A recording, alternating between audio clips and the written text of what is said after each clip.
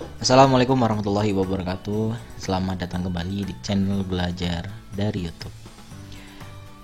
Di video kali ini kita akan langsung ya mempraktekkan bagaimana penulisan kode di Python gitu ya. Kalau kemarin kita sudah mengenal sekilas ya tentang Python, lalu kita juga sudah install untuk Pythonnya, terus VS Code-nya juga ya. Nah sekarang kita masuk ke materi selanjutnya ya.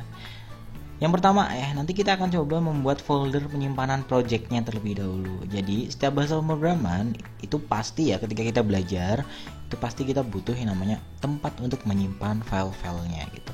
Nah nanti kita akan coba membuat folder penyimpanan project Pythonnya. Seperti biasa ya kalau untuk pembuatan folder penyimpanan ya kita langsung masuk ke Windows Explorer-nya aja ya. Nah, kita bikin aja contoh aja nih. Contoh saya bikinnya di partisi D, lalu saya kasih nama sesuai dengan yang di modul ya, adalah belajar ini ya, belajar Python. Nah ini udah selesai ya. Artinya kita sudah membuat folder penyimpanannya. Nanti semua file-file Python untuk file-file belajar kita ya. Nanti kita masuk di sini, folder belajar Python. Nah selanjutnya ya, nanti teman-teman juga bisa lihat langsung di modul ya. Di modul itu kan sebenarnya sudah lengkap nih yang saya buat. Ini nanti teman-teman bisa manfaatkan juga, dilihat-lihat gitu ya untuk modulnya. Langkah-langkahnya juga sudah jelas sebenarnya sih. Nah, setelah pembuatan folder penyimpanan ya, kita buka VS Code-nya terlebih dahulu ya. Teman-teman langsung aja di di Windows teman-teman, silahkan dibuka aja VS Code. Nah nanti tampilan awalnya kan seperti ini nih. Kalau misalkan baru pertama kali install kan belum ada yang terbuka ya. Nah ini nanti kita akan coba buka dengan cara ini, klik menu file, lalu open folder, lalu pilih belajar Python, lalu select folder. Nah ini artinya di sini kalau sudah tertera namanya, nama foldernya itu belajar Python, berarti ini udah masuk ya ke dalam VS Code-nya. Tinggal kita masukkan nanti beberapa file ya di sini ya. Lanjut ke modulnya ya, teman-teman kalau sudah muncul untuk folder Python di dalam VS Code-nya, silakan teman-teman langsung aja nih buat sebuah file ya. Kita akan membuat yang namanya program Hello World ya. Kita akan coba bikin program Hello World. Hello World ini ya, Hello World ini adalah program yang biasanya nih awal-awal kalau kita belajar bahasa pemrograman pasti bikinnya yang pertama adalah Hello World. Ya, entah di framework lah atau di CMS, contohnya di WordPress aja. Teman-teman kalau misalkan install WordPress itu pasti yang pertama postingannya adalah Hello World. Sama ya halnya dengan bahasa pemrograman lain. Nah, sekarang kita coba ya bikin Hello World di dalam Python-nya nih, nanti menggunakan VS Code. Jadi teman-teman silakan klik bebas di sini, lalu klik new file, lalu ketikkan hello.py. Ini contoh ya. Kalau misalkan teman-teman mau pakai nama yang beda boleh silakan. Yang penting adalah ekstensinya py atau py ini. Ya kalau misalkan kita Word kan berarti doc ya, ekstensinya doc, atau PDF berarti PDF. Kalau bahasa pemrograman lain mungkin kayak misalkan HTML ya titik HTML, PHP berarti titik PHP gitu. Nah kalau ini Python berarti titik py ya atau py. Lalu enter ya. Nah ini udah muncul ya.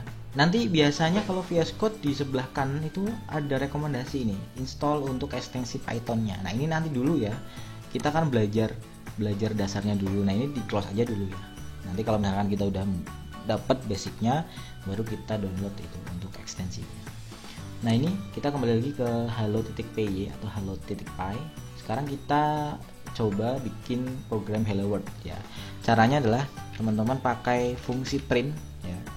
Lalu kurung buka, lalu tambahkan tanda petik di sini, kita tuliskan Hello World. Nah gini ya, Hello World, lalu disimpan. Simpannya biar gampang, biar cepet, itu kalian tekan Ctrl S ya, sama kayak penyimpanan dokumen gitu ya di Word ataupun di Excel gitu. Pakai Ctrl S. Nah ini kan udah nih. Nah, nanti untuk menampilkannya, nah di text editor VS Code ini beda dengan text editor lain ya, karena text editor VS Code ini udah hampir kayak IDE sebenarnya, udah punya terminal sendiri. Nah, cara menampilkan terminalnya, silakan teman-teman ke menu terminal, lalu klik new terminal. Nah, maka nanti akan muncul ya di bawah ya. Loh. Ini adalah terminal dari VS Code. Nah, nanti teman-teman ketika sudah menuliskan kodenya, kode Pythonnya, contohnya ini ya, kita menuliskan program atau kode hello world ya. Teman-teman disimpan dulu ya, Ctrl S, simpan dulu. Setelah itu teman-teman menuju ke terminal, lalu teman-teman ketikkan perintahnya ya. Untuk membaca file hello.py kita gunakan Python spasi hello.py atau py, lalu enter. Nah, nanti akan muncul tuh ya tampilannya, yaitu hello world gitu ya. Ini adalah paling dasar sebenarnya, paling gampang ya, perintah paling gampang. Beda dengan bahasa pemrograman lain ya. Kalau Python tuh lebih mudah dan ibaratnya tuh clean gitu kodenya. Kalau ini kan tinggal nih print hello world, cuma satu baris loh. Kalau misalkan teman-teman gunakan bahasa lain seperti bahasa C, atau teman-teman teman pakai C++ gitu ya, itu butuh beberapa baris ya untuk menampilkan kata hello world. Nah, kalau di Python cuma satu baris tuh. Enaknya di situ ya. Nah, ini sudah ya untuk pembuatan program hello world-nya. Artinya teman-teman semoga bisa memahami sih ya. Karena untuk hello world ini adalah nanti ada beberapa tipe data di di dalam bahasa pemrograman. Itu nanti ada tipe data, nanti ada perulangan, ada seleksi kondisi gitu ya. Ini adalah perintah outputan ya. Kita gunakan fungsi print di sini. Ini adalah perintah outputannya. Ini ada print ya, nanti diapit dengan kurung buka kurung tutup, lalu di sini ada petik 2. Sebenarnya petik 2 dan petik 1 itu sama ya. Kalau teman-teman mau coba silakan aja. Ya, yang penting untuk fungsi atau perintah di Python ini ya, contohnya print ini harus sesuai dengan aturan yang ada di Python. Jadi kalau print ini kan kecil semua. Beda kalau printnya itu P-nya besar nih. Ini nggak akan jadi, atau nanti akan error. Nanti akan terdeteksi error. Dilihat aja dari warnanya aja. Kalau di VS Code kan kalau P kecil kan warnanya kuning tuh. Tapi ketika teman-teman ganti dengan P besar maka dia jadi putih, artinya tidak dikenali.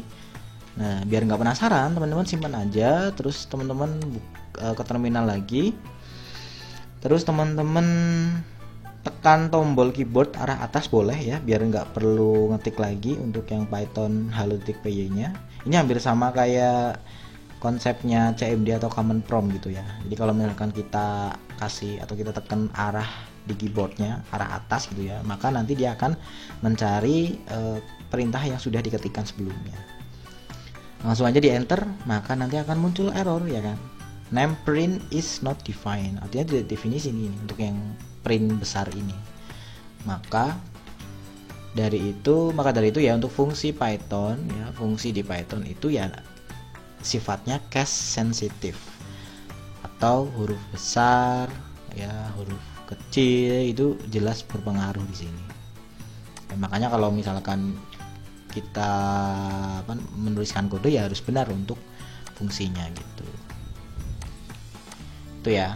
Nah, ini kita klik lagi, kita tekan lagi ya, maka akan muncul nih untuk hello world-nya gitu ya. Jadi jangan sampai salah menuliskan kode, walaupun huruf besar huruf kecil ya itu berpengaruh di Python.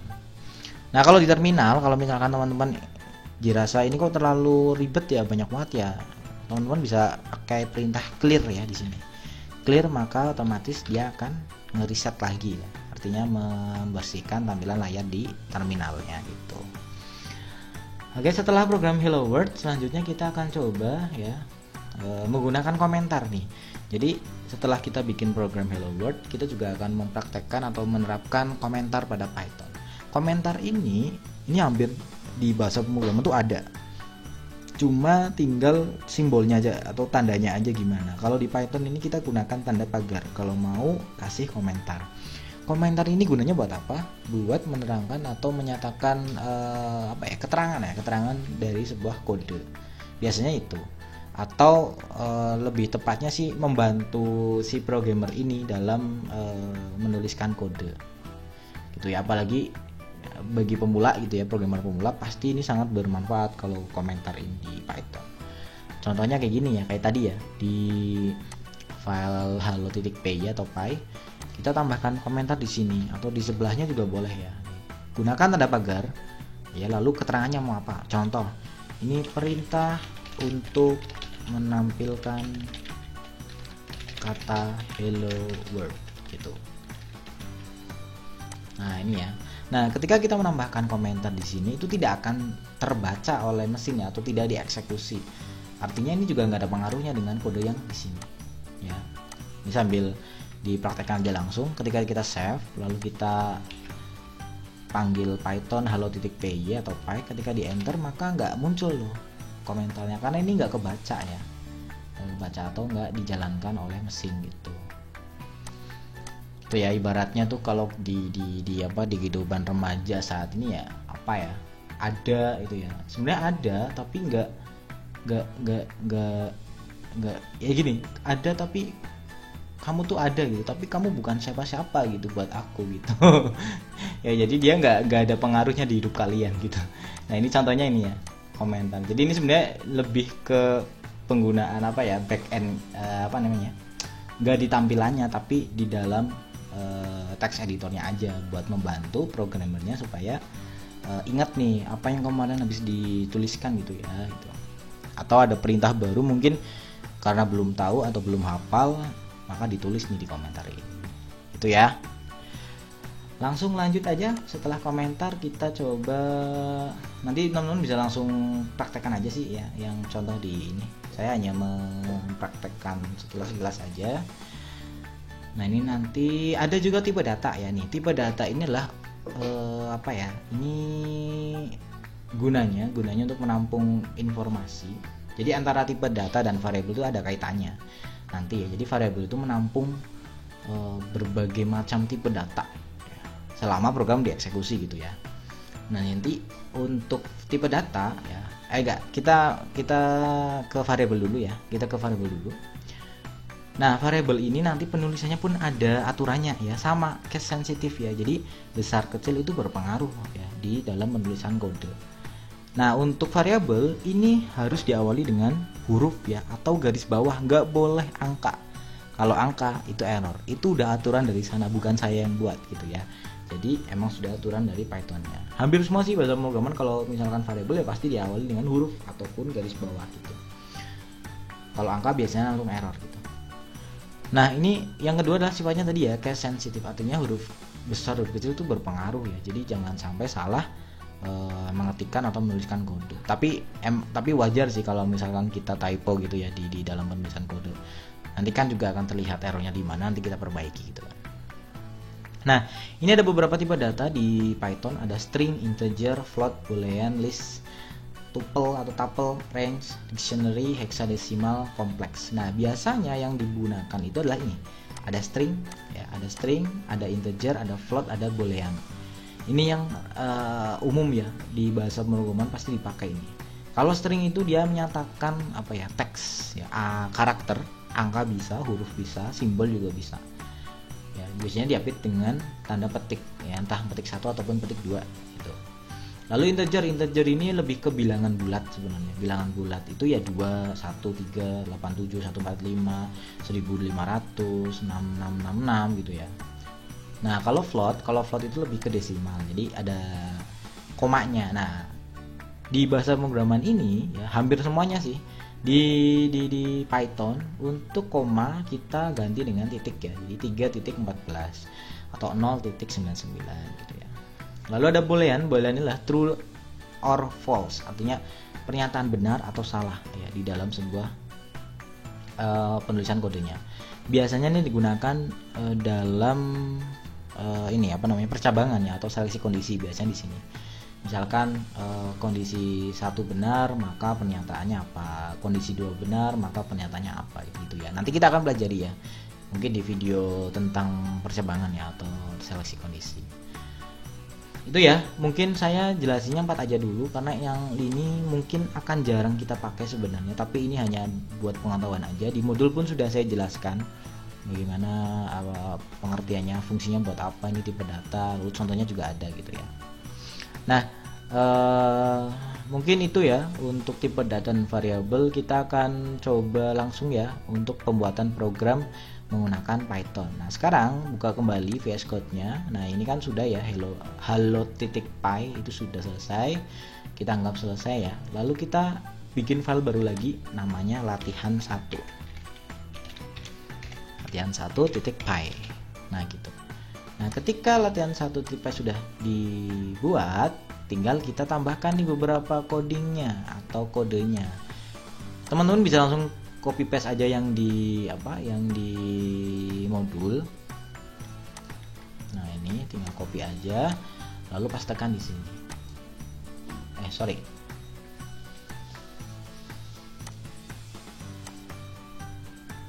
Teman-teman boleh kalau misalkan bingung ya per baris aja nggak masalah ya untuk penulisan kodenya, atau malah lebih baik jika teman-teman tuh ketik manual gitu. Kalau manual lebih baik tuh, jadi latihan buat ngetik coding gitu ya. Ngetik coding itu sebenarnya agak susah gampang ya. Kalau misalkan teman-teman punya basic pengetik atau penulisan di keyboard, pengetikannya itu lebih cepat gitu ya, atau punya kemampuan mengetik dengan cepat, maka untuk pembuatan project atau pengodingan gitu ya, itu akan jadi lebih enak gitu, lebih cepat juga selesainya. Ya, teman-teman boleh per baris boleh ya di copy paste gitu. Soalnya kalau misalkan langsung nanti akan nyambung jadi satu. Nanti teman-teman malah jadi bingung gitu ya. Nah, ini contohnya. Nanti ada, jadi ini gabungan untuk perintah output, yaitu perintah print. Lalu ada string, ada integer juga. Lalu ada komentar juga ya. Komentar pun kita tambahkan nih ya, atau saya tambahkan di materi ini.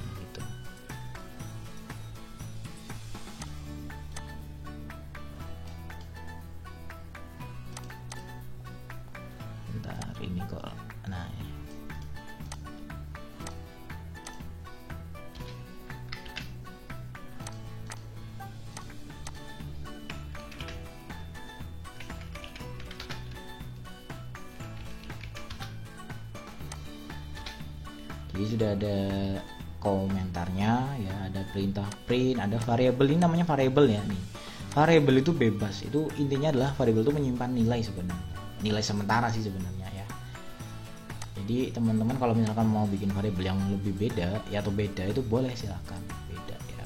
Yang penting ketika di variabelnya ini dideklarasikan ya, artinya didefinisikan, misalkan variabel nama itu berisikan data string John Doe ya. Lalu pemanggilannya pun harus sama nih, antara waktu ketika variabel didefinisikan dan juga pemanggilan variabel juga harus sama. Nama ya nama gitu, atau nm berarti ini juga nm ya. Jadi harus diperhatikan dalam penulisan kodenya.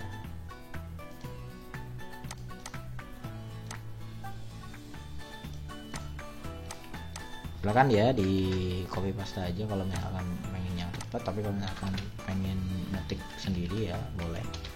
Maksudnya mau ngetik langsung aja di ini boleh. Jadi sambil teman-teman buka HP, lalu teman-teman juga buka laptop, langsung diketikkan aja di situ ya, biar sambil latihan mengetik ya.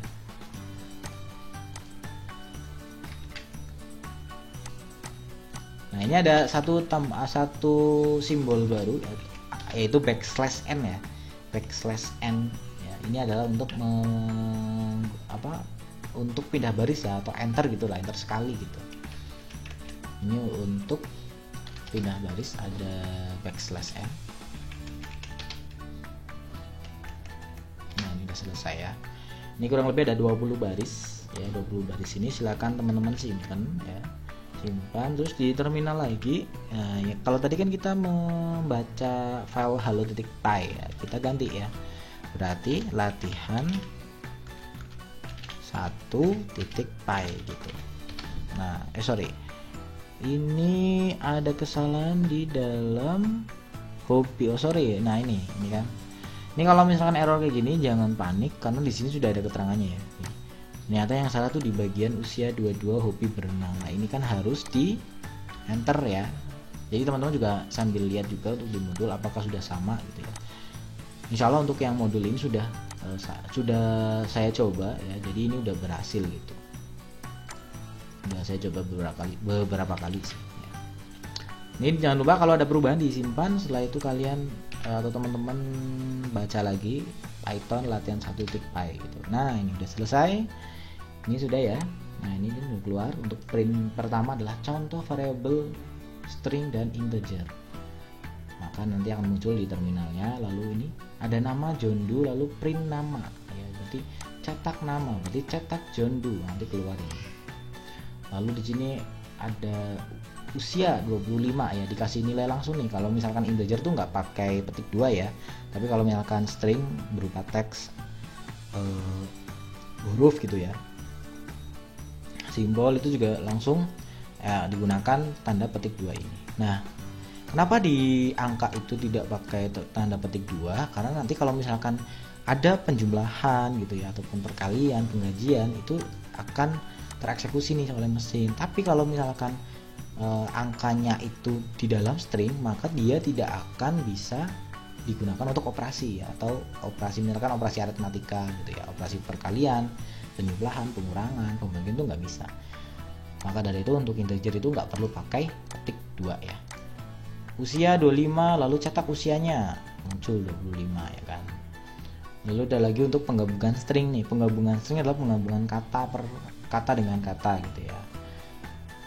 Ini ada Fandi, nama belakangnya Fabrian, maka nanti akan muncul di sini untuk printnya. Print nama ya, nama ini berarti sudah bukan lagi yang ini ya, karena sudah tergantikan oleh yang di bawahnya. Gitu. Namanya Fandi Fabrian ini kan. Nah ini kan. Nah ini ya. Nama depan ditambah, ini ada spasi ya. Jadi jadi kalau misalkan teman-teman pakai beberapa variabel, misalkan kita anggap aja nih ya, ini adalah variabel nama. Lalu di sini variabel nama ini terdiri dari nama depan dan nama belakang. Nah, kalau misalkan penggabungannya bukan langsung nama depan plus nama belakang ya, sebenarnya sih bisa, tapi nanti akan jadi tidak rapi, langsung jadinya Fandi Fabrian, tidak ada spasinya. Nah, di sini ada spasi 1 ya kan. Nih. Kalau misalkan di enter maka jadi spasi ya kan. Ini gunakan petik 2 karena karakter ya, spasi itu termasuk karakter di dalam bahasa pemrograman. Jadi untuk penggabungannya kita tambahkan simbol plus di sini. Gitu ya, nanti akan muncul print ini adalah yang akan tampil di sini ya. Misalkan teman-teman lihat print nama berarti yang ini. Lalu print usia berarti ini. Lalu print menghitung luas segitiga, maka nanti ini. Luasnya panjang 10, lebar 5, panjang kali lebar. Berarti nanti hasilnya 50 harusnya. Nah, ini sudah muncul 50. Ya, luas sama dengan luas. Hati-hati untuk variabel itu tidak pakai petik 2. Untuk yang petik 2 ini berarti cetakan dari print ini tadi ya, fungsi printnya. Itu ya untuk contoh sederhana program Python. Mungkin video ini cukup ya, kita belajar tentang tadi pembuatan program Hello World, lalu komentar tadi ya, terus tipe data dan variabel. Nanti mungkin kita lanjut ke pembahasan berikutnya ya. Nanti ada banyak yang harus kita pelajari, ada perulangan, ada juga seleksi kondisi, array mungkin ya. Mungkin ya itu saja dari saya. Jangan lupa di like, komen, dan subscribe ya channel saya ini bagi yang belum. Terima kasih atas perhatiannya. Wassalamualaikum warahmatullahi wabarakatuh.